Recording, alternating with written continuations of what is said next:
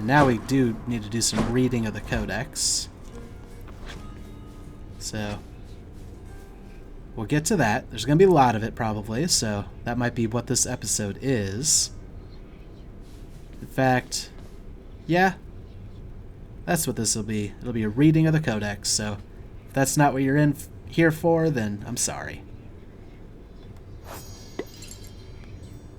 Okay, so we're starting with chthonic gods, Hades. What is there to say about the Master? Master not just of the house in which I work, but of the entirety of the domain beneath the earth. The place we all end up after we die. He is a god of character, I have to give him that. In life, I once served someone who reminded me of him a little, yet even the kingliest of mortals pales in comparison. Suffice it, then, to say that the Lord Hades takes matters of his fate-appointed underworld in utmost seriousness, yet his meticulous veneer gives way to impatience frequently enough, especially with his only son. This resentment extends to his never-ending work, for he presides over an endless procession of the dead. The Master claims he alone can tend to their affairs, but grudgingly, I think he expects his son's support. Learn more by having conversations with Hades. So the white text, or the bold, rather, must have been from having some conversations with Hades, and then we'll get more of it with more conversations. And we have Nyx, Mother Night, we like to call her. Though rare is occasion when she dotes on us, she has her many, many children to look after, many of whom reside now in locales well beyond my reckoning, and perhaps even beyond hers. Learn more by having conversations with Nyx. Zagreus. Take one look at him, and I think any questions of his parentage are soon resolved. He never seemed to like it much, there, growing up with Lord Hades' well-appointed house. One day, I took him on as a disciple, under orders from Lord Hades. The Master worried that his heir lacked any firm direction in his life, and indeed, Zagreus took well to the martial ways. I am proud to say now that he was my student. Okay, so it's also from Achilles' point of view. That makes sense. Especially the bit about Hades, wishing for his son's support. And we'll learn more by discovering more of the story. And then there's Charon. The Stygian boatman is a lot of things, although I'm afraid he isn't much for conversation. I've tried, though perhaps not persuasively enough. I wonder where he finds the time to mill about, as sometimes he is prone. His duty as a shepherd of the recently deceased must keep him very busy overall. Yet even still he finds the time to collect trinkets and to sell them back to us, for reasons only he could understand. Okay, I just realized the heart thing. Hades is locked behind something before I can give him any more hearts, or nectar. Nyx we've given one to. Obviously we can't give one to myself. We've given one to Charon. But yeah, it looks like they can receive up to 5. And their third one might be either that's like ... etc. type stuff, or that's a conversation. We'll have to find out once we have more nectar to give out. Hypnos. It is said that sleep is a cousin of death. That turns out to be not quite correct, insofar as the two, in fact, are brothers, born to Nyx herself. The former of the two, we call him Hypnos. He whiles away half sleeping, watching over the pool of sticks in the foyer of the house, taking stock of those arriving in the Master's domain, or returning to it. Learn more by having conversations with Hypnos. Haven't given him a gift yet. And then there's Megara, who we have given a gift to. We'll have to look to see what that does. The ancient Fury Sisters deal retribution for eternity against all those whose lives unspeakably befoul the lives of others. They each seem to relish their grim work, though none so much as Megara, the first among them. We need 2 more conversations with her. Also, just skips over the undiscovered. I wonder who we still have to discover. And then Chaos. who has his own boon list. Also, we can give him a gift. Even Nyx, our Mother Knight, comes from somewhere. Even the Olympians above, and Master Hades himself. Eternal though they are, they came unto this world after they, or their ancestors, sprang from the darkness of chaos. Learn more by accepting boons from chaos. So we need 5 more chaos boons. And, he only has 4 hearts. So does Hypnos. Oh, wait a minute. I'm noticing a trend here. There might be more than 5 hearts. Hypnos and Chaos we haven't given one to yet, and there's only 4 visible. I think there's 4 visible at all times. So maybe that goes more extensive than I thought. Boon list. Oh, there's offering requirements.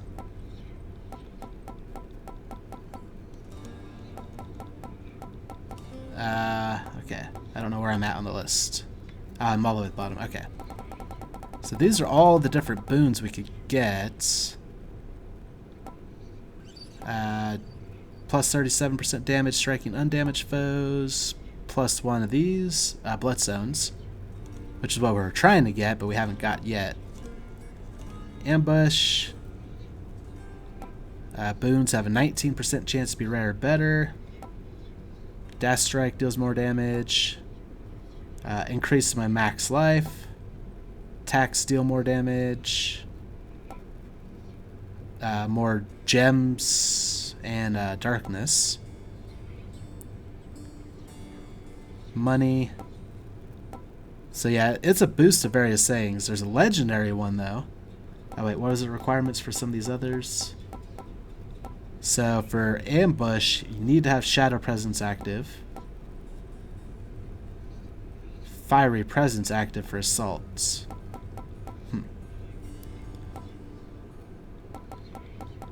But there's a legendary one here. We need one of the following. Strike, Shot, Grasp, Soul, Favor, Affluence, Eclipse, Flourish, Lunge, Ambush, Assault. Oh, that's all these other things we've been getting. So, at a minimum, we have to see him once before we can even have this one pop up. Restore 50% instead of dying when your life total is depleted 1 time per rank. And then these are other ones. Oh, this is the negative aspects of them.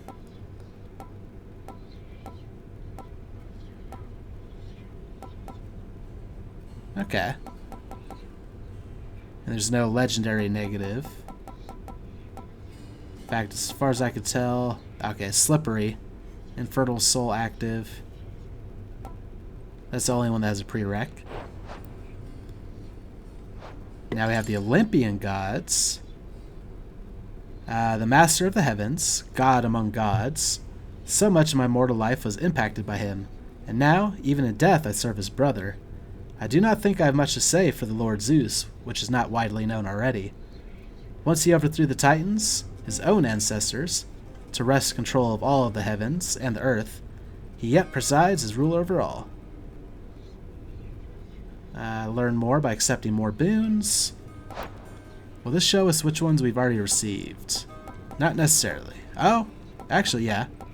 Sort of. Because we have his Fated Prophecies unlocked, it shows us which ones we haven't gotten. And some of them have prereqs. He has a legendary one and some duo ones. Okay, this is how we're going to learn how to get all the duos and the legendaries. Just figuring out, or even some of the ones that we haven't gotten yet. Like High Voltage. It's a Fated Prophecy one, but it'll only show up if we have one of those other abilities. Okay. Good to know. So we don't necessarily need to look at those yet until we're trying to finish out boon lists. And then we got Poseidon. a master of the seas, the Earthshaker, brother to Lord Hades and Lord Zeus, the Lord Poseidon. I am ever grateful that, while I was living, he was merciful to me. Down here, however, I must say I rarely feel his influence. All of us, we are beneath him now. How many of my brethren did he drown during my mortal days? He comes across as affable, yet I've not forgiven him. And we'll learn more by accepting more boons. Athena. Of some things I'm certain, and one of them is this, that there were many times during my mortal life when my spear found its mark thanks to Pallas Athena. We need one more boon to learn more from her. Aphrodite. Aphrodite wields her beauty and her charm with much the same lethality as I could wield the spear. I have seen her handiwork firsthand, and is often not as pretty as she is. Then we have Artemis. The goddess of the hunt has always held my highest admiration. Unlike so many of her brethren on Olympus, she seems unconcerned with being praised at every turn by mortals, and instead she dutifully holds her station as a master of the natural world. Even Lord Hades may hold some respect for her, I think. Certainly her power is responsible for no small quantity of shades in this domain. Okay. Then Ares. Although my heart has long since stopped, it yet holds love in it for all the gods, save one, the one who made and ruined me as well.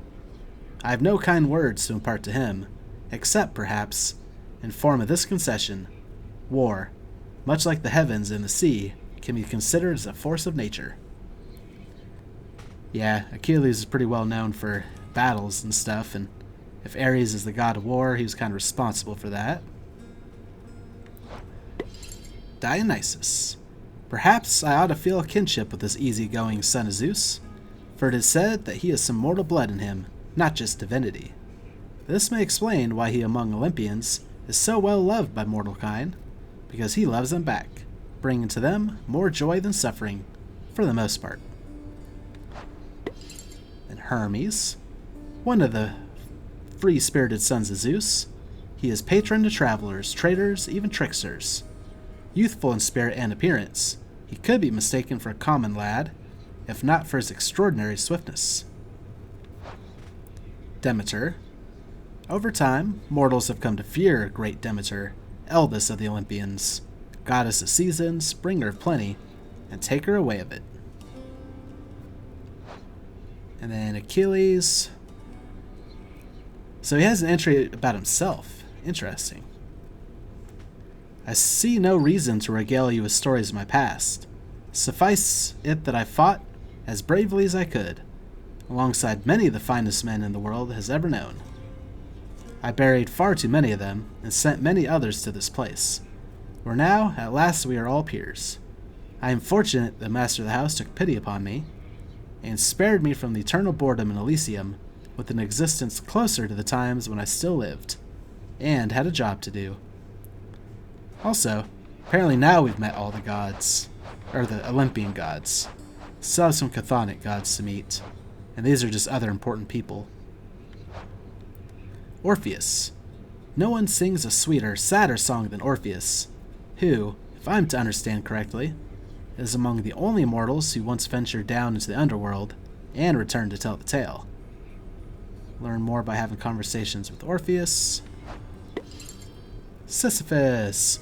Most of those who earned the highest form of punishment in Tartarus committed acts I hesitate to commit to the page, though Sisyphus is an exception to the rule.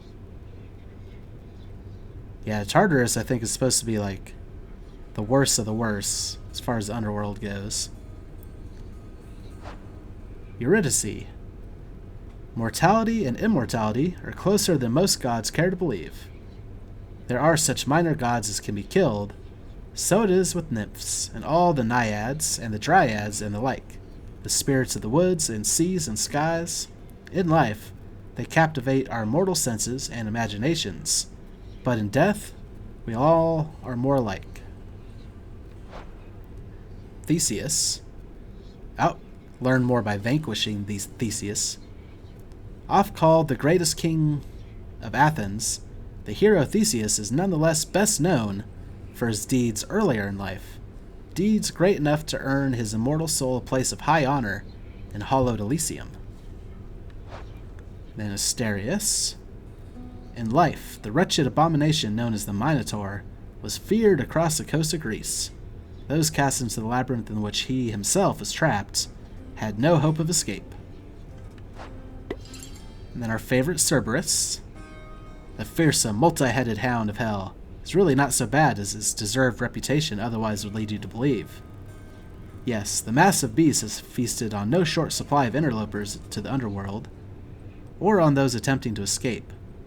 However, tales of the number of his heads are oft exaggerated, and in his old age, his temperament has grown much more relaxed. Indeed, he seems one of the sole sources of comfort for the house's grim master. Dusa, who seems real nice. A splendid house, such as the master's own, requires a great deal of cleaning, and the little Gorgon seems forever doomed to do it all herself. Oh, poor Dusa. Skelly. The animated skeleton and I, we seldom get along. He is too talkative for me, and spouts such simple condescensions to all those in earshot, seemingly as though he were an expert in the ways of war. I disapprove of his reckless advice, and am uncertain as to who he was in life, but to be so self-assured in death, I am uncertain of why he is even here. It is quite odd the master does not seem to know of him at all. And we have another undiscovered others of note after this. Now the underworld, House of Hades, having been appointed by the fates to reign beneath the earth for eternity, the master was awarded a permanent place of residence at the base of his domain, in addition to a wide variety of responsibilities to the dead. So, we enter the House of Hades every time we lose. And in order to learn more, we have to lose 15 more times. Roger that. Tartarus. The lowest reaches of the underworld are reserved not just for the master's own abode, but for the benefit of every wretch who, in the course of drawing breath, failed every opportunity to leave any sort of positive impression behind. So yeah, just people who, I don't want to say pure evil, but didn't do any good in life. Asphodel. Among the many reasons it is best for mortals to strive to treat each other reasonably well, is that after having lived their short lives, they may wind up stuck with another, or one another, for eternity in the meadows of Asphodel. It's funny they call it meadows. Elysium. Some mortals surely would wish to live forever if only they could, though for the sensible ones, spending an eternity in the fields of Elysium would be their foremost choice, to be forever in that beautiful place, together with only the greatest souls to have ever lived. That's interesting. It's like, I don't want to say heaven versus hell. Like, it'd still be considered hell, being in the underworld, but I guess it's the nicest part of hell? Almost like heaven? I don't know, that's kind of weird. And then Styx. Despite the infamy of the river Styx among surface-dwelling, still-breathing mortals, the river is not found on any map. Mortals agree it is best to discover where the river Styx originates, only when brought there. Okay, so that must be like the surface. And Chaos. There must be someplace even darker, even deeper than the lowest depths of Tartarus, for even Tartarus sprang forth from somewhere else.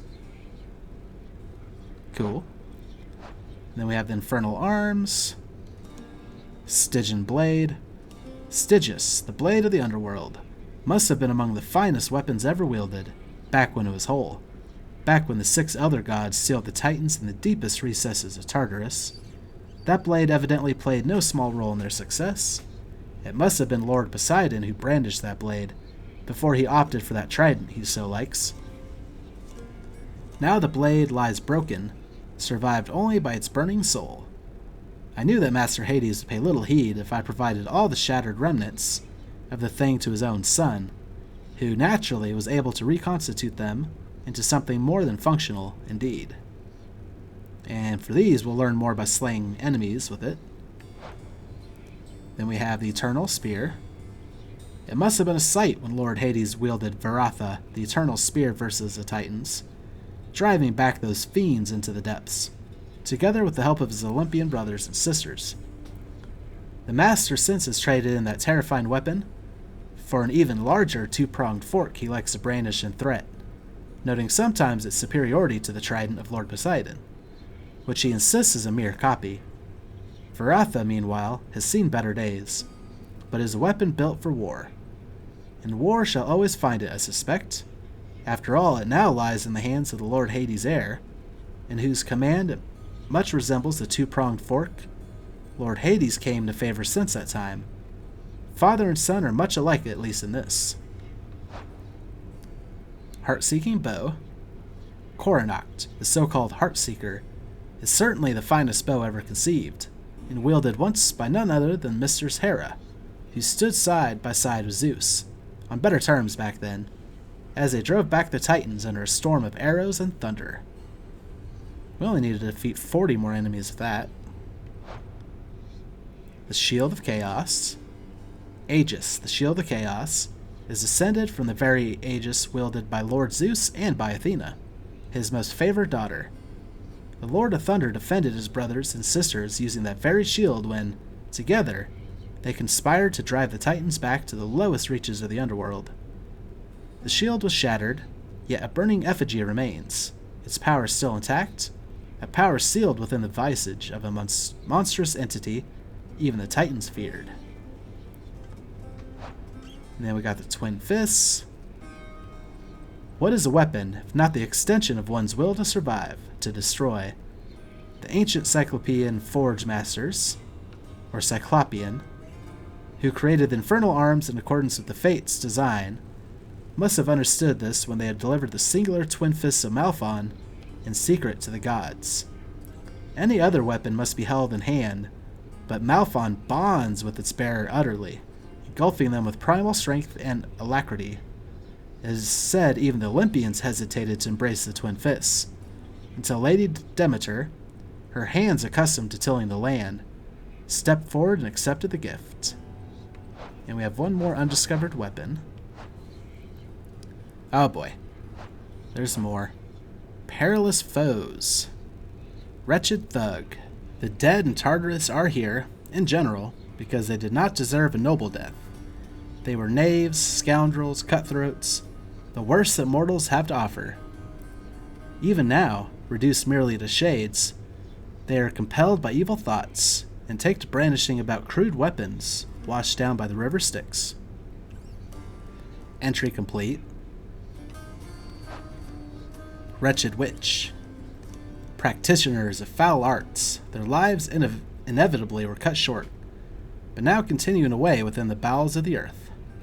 Here, the sole remaining source of purpose that they have is to snuff out the final vestiges of life that find their way into this grim domain. So I'm guessing we have to defeat a certain amount of them.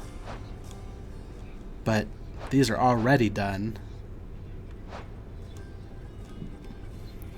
Wretched Lout. There's ample room in Tartarus, even for these prodigious, boorish entities, who doubtless were intolerable even when they lived. Now having been reduced merely to their most base of negative impulses, these damnable wretches do their part to help uphold the underworld's cruel reputation. Wretched Pest. The ashes of the dead are copious within the underworld, sometimes congealing into awful little spirits, keen to cause whatever strife and mischief that they can. We only have to defeat 9 more, and then that'll probably be complete. There's actually an undiscovered one, and these all seem to be the entry-level guys. So what have we not seen there? Anywho, Numbskull. This is the land of death. Anything that lives is likely to be rather bothersome. Here, and the Numbskulls certainly fit this profile. Voracious little creatures, the Lord Hades nonetheless opted not to exterminate them all, since they do have a tendency to prey on foolish shades who dare to leave their station. Skullamat. The hideous appearance of this mound of human-looking skulls effectively deters any who wander out into the reaches in the underworld. Wow, we have to kill a lot more of them. A ringer. Among mortals, thievery is among the most despised of crimes, resulting on occasion in thieving hands being taken from their owners. As it turns out, they remain separated even here. Brimstone. The pressures of the lowest reaches of the underworld forge these terrifying crystal entities, imbued with overflowing hatred from the essence of the damned, which gives them something much akin to life. Then a Doomstone. So desperate are some souls to escape the realm of the dead that they plunge into the mists of Erebus. Even before their sentencing, having thus been lost, they are never officially registered or heard from again. But there is no escape from death, even for such souls. Then a Voidstone. The underworld is born of nothingness, a pure, chaotic void. Vestiges of this remain within this place, crystallized into a form of something that could not rightly be called life. Bloodless. The skeletal remains of fallen warriors, left with nothing but an insatiable impulse towards violence. They wander the burning fields of Asphodel, hungering for something far beyond their capacity. Once mortals who fell in battle, they were not given proper burial, and now remain forever trapped in the throes of combat, their seething consciousness encased within a prison of bleached bone. We have to defeat a lot more of them, and unlike the previous ones that only seem to have like 2 entries, these guys are starting to get more. Bone Raker. For mortals, the need occasionally arises to draw blood, whether for a cause or by necessity, but there are also those who do it for its own sake. Monsters in the form of men, revealed finally for what they are once in this realm. Inferno Bomber. I hate these bomber dudes. As if forged bronze is insufficient in its keen ability to put an end to life, there have been those who studied the eldritch art of chemistry to fashion devastating, fiery devices known as bombs. A different variety here. Marauding warriors that once lived in sin and lusted after murder, now reborn beneath the earth, eternally relive in the final violent moments of their days of war and strife. Burnflinger. Perhaps the titan called Prometheus would have reconsidered before gifting unto mortal kind the great discovery of flame, had he foreknowledge of his punishment, or foreknowledge of the Burnflingers, who practice their obscene art only for destruction's sake. Wavemaker. One-time scions of so many long-forgotten cults, which worship monsters slain by heroes at some point, these remnants of the living yet possess capacity to give a certain shape to diabolic energies. The Drakon. All mortal life is a struggle to survive that ends in failure. One final lesson, prior to a transfer here, where we have room enough for every living thing, from the greatest of men to the lowliest of serpents. Spreader. In life they worship the chthonic gods through profane practices beyond the knowledge or capability of lesser souls.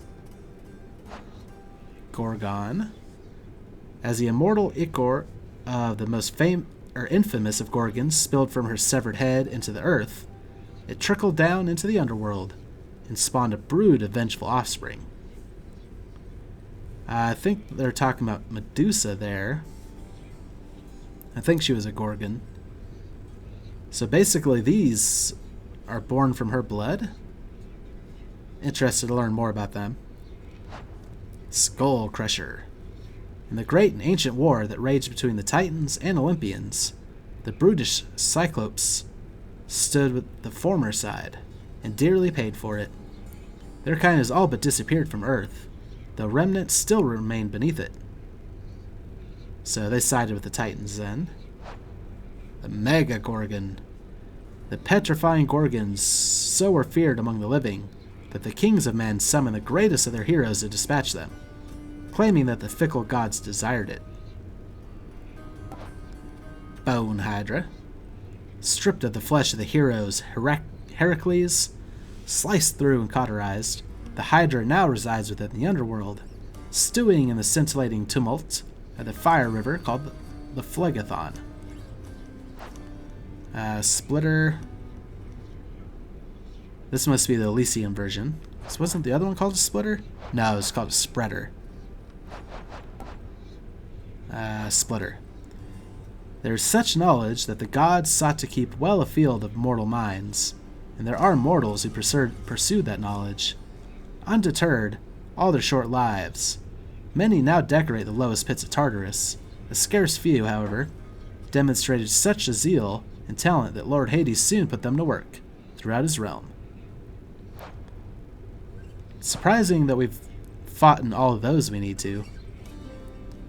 Also, Bonehider's a boss. We have to slay him 12 more times to get more info. Nemean Chariot. The wild land in Nemea is perhaps best known for the monstrous lion slain by the hero Heracles during one of his many labors, oft told still. The visage of this beast became a symbol of its prideful chariot riders, who trained so rigorously they believed they formed a bond with their own vessels of wood and bronze. And then the flame wheel. The chariot is a famous symbol of the warfare and technology of my mortal days. However, its specific role in battle sometimes is exaggerated. Chariots ushered men like me to the front lines.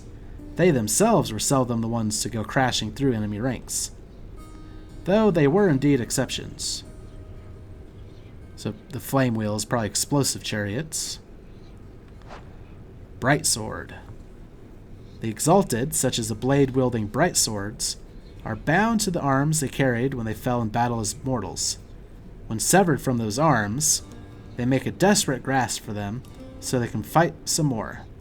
In life, I knew so many warriors who would throw away their lives for glory, believing that the gods were on their side, refusing to consider, for how could they, that their hated opponents felt the very same. Yet gods and mortals do look on this type of single-minded devotion with respect, and so these envied souls do wind up in Elysium, where they can fight on and on until they go blue in the face. The long spear. I know what they can do only too well. Their endless training regimen takes influence from the specific martial style I strove to perfect in life, the spear always having been my preferred weapon for its reach and versatility. The strong bow. I always thought archers were simple cowards, no matter their skill, but I'm not the one deciding who enters Elysium, as can be plainly seen by the abundance of such skillful arrow flingers as these exalted strongbows, as they are sometimes known. Great shield. The illusion of protection is sometimes indistinguishable from the real thing. After all, one's ability to survive and prevail in perilous matters is largely an act of will. Thus do the exalted great shield bearers of Elysium cling, I think rather desperately, to their worldly comforts, even at death. Soul Catcher. What is the soul? An ember from the depths of chaos? Nothing more, I think. But it is all we are, as mortals, and is all we are reduced to once we inevitably fade away. It is such a surprise, then, that we souls seek company in death just as in life. Likewise, it should come as no surprise, I think, that some such souls yet harbor hatred in what used to be their hearts. Crawler. The barrier between the realm of the living and the realm of the dead cannot be easily transgressed, but there are creatures adequately small and vicious as to rise up to the challenge. Gigantic vermin.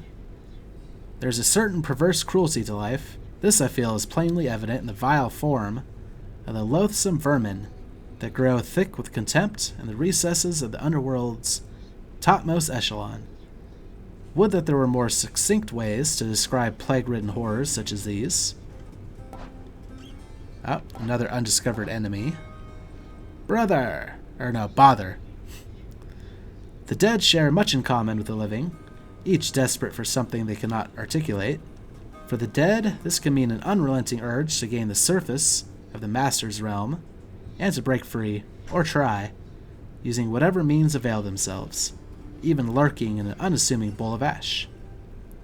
Snakestone. The crystal unconsciousnesses lurking in the underworld are none too easily explained. And this is doubly the case when it comes to serpentine forms residing underneath the upper temple's floors. And then a satyr cultus. A multitude of worries decorate the brow of grim Lord Hades, whose nature is unknown to anyone but him. But there are some concerns even he cannot suppress. Alright, that's all the enemy or perilous foes for now. These might, like, now everything is grayed out, assuming that means we've read it. They might turn gold again after a new entry comes up. Like, these ones should stay gray forever because their entries are complete. But then, like, once we slay 9 more wretched pests, hopefully that'll turn gold again to let me know to read it. I also don't know if it'll pop up in the middle of a run or if it's something we'll check after every run. But now we have artifacts to check out. Darkness.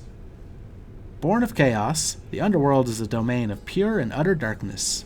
Sometimes this dark essence becomes manifest through all the raging of the dead and all the strife that can unfold beneath the earth. And there are those born of this realm who can absorb that essence, gaining oneness with the underworld, growing stronger all the while. Like Zagreus.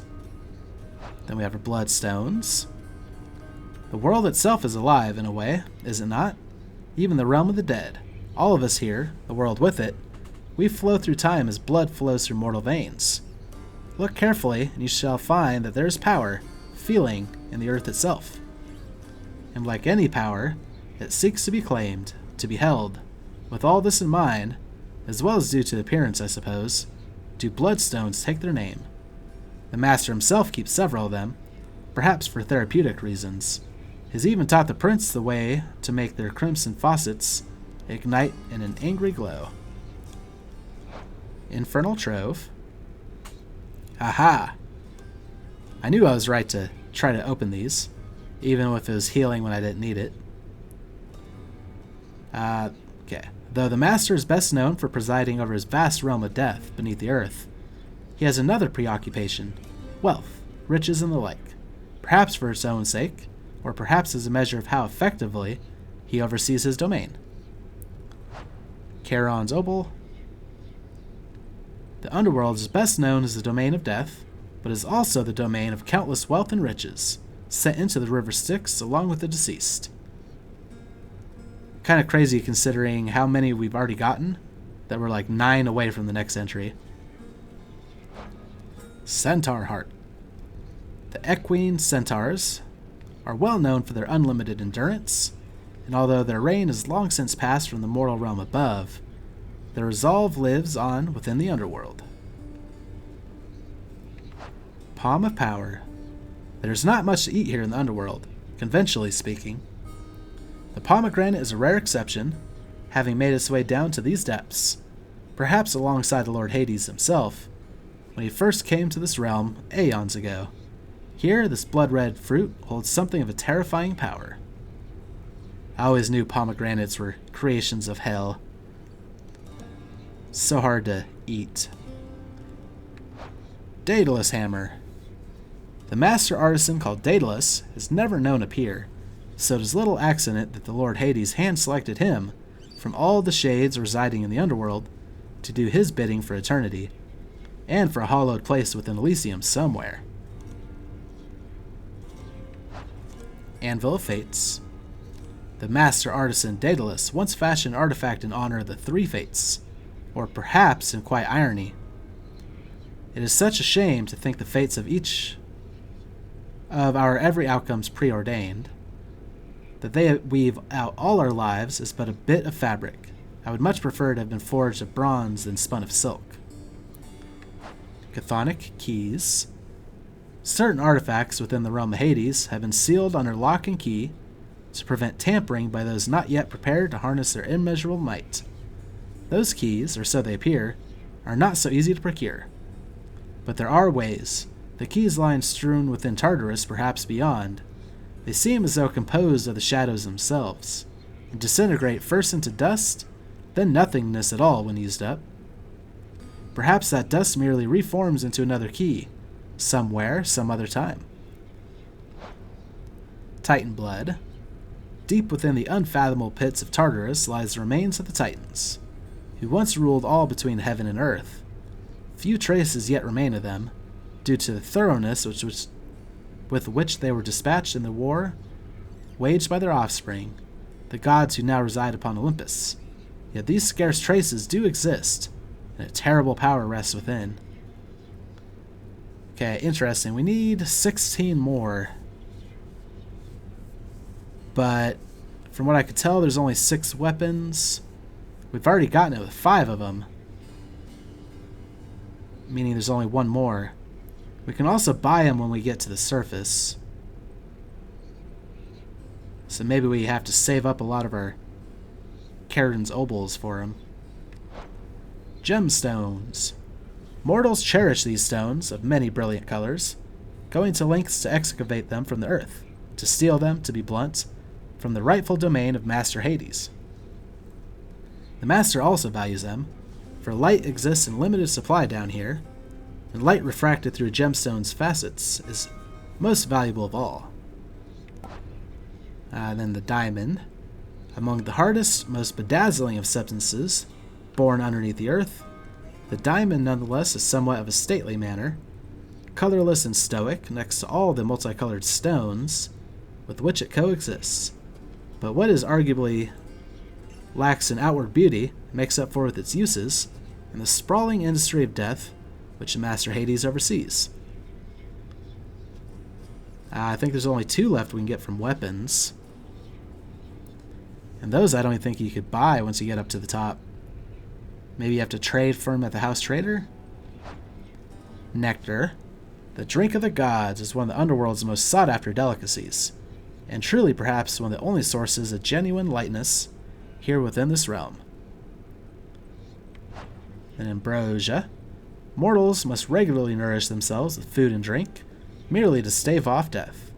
The gods of Olympus have no such fear, and consume only for the sake of tradition or revelry. They have access to all the splendors and delicacies the world has to offer, yet they favor one in particular, and only very rarely does it make its way down here into this realm. And then 2 more undiscovered things. And then whole undiscovered categories. Fun. But yeah, that concludes the Codex for now, which will probably conclude the episode, and the next time we'll lie down, see what's happening there.